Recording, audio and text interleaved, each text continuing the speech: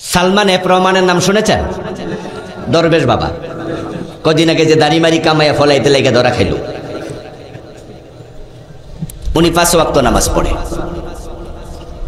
আহলে হাদিস ভাইদের একটি সম্মেলনে উনাকে দাওয়াত দেওয়া হয়েছিল। ওই সম্মেলনে সালমান এফ রহমান সাহেব বক্তৃতা দিতে গিয়ে বলেছে যে আমি সহিহ হাদিস মানি, আমি কোরআন মানি, হাদিসে কিছু সমস্যা আছে কিন্তু সহিটা মানি, কোরআনও সমস্যা আছে তবে অল্প। নাউজুবিল্লাহ পড়েন। আচ্ছা, এটা স্লিপ অফ টাং, এটা ভুলে বলছে। কোরআনে কোনো সমস্যা নাই কিন্তু হাদিসে কিছু জয়ীফ হাদিসও আছে, কিছু মাউজু হাদিসও আছে, কোরআন ঠিক।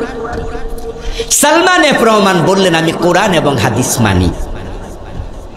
উনি আসলেও 5 ওয়াক্ত নামাজি এবং উনি কোরআন খতম করেন প্রতি রমাদানে একবার, নরমালিও পড়েন। তার অফিসে যারা থাকে, বাড়িতে অফিসে কর্মচারীদেরকে পর্যন্ত হুজুর রেখে কোরআন শিখায়। এটার সাক্ষী আমি আবুল কালাম আজাদ নিজে।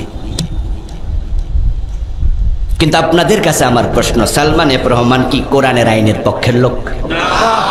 হ্যাঁ বলেন অথবা না বলেন, একটা বলতে হবে। উনি কি কোরআনের আইনের পক্ষের লোক?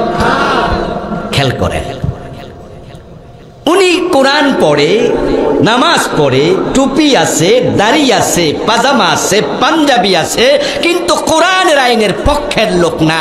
সালমান এফ রহমান নিজেই এরকম না? বাংলাদেশে এমন লাখ লাখ আছে, লাখ লাখ লোক এমন উনার মতো চরিত্রের আছে। আপনাদের কাছে আমার প্রশ্ন, মুরুক্ষ হইল জবাব দেবেন, কোরআনের আইনের পক্ষে থাকা এটা নফল না ফরজ? কোরআনের আইন মানা নফল না ফরজ? তো আল্লাহর ফরজের বিপক্ষে থাকলে কি ঈমান থাকে? অথচ 5 ওয়াক্ত নামাজ পড়ছে।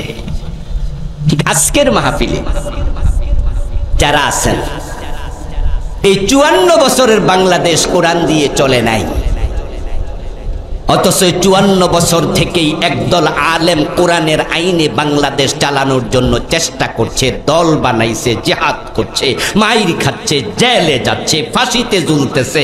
আপনি 54 বছরে আল্লাহর কোরআনের আইনের পক্ষে একদিনও কথা বলেন নাই, এর পক্ষে এখনো নাই। এরকম লোক এখানেও আছে না নাই? আল্লাহর কসম আপনার অবস্থাও তাদের মতো।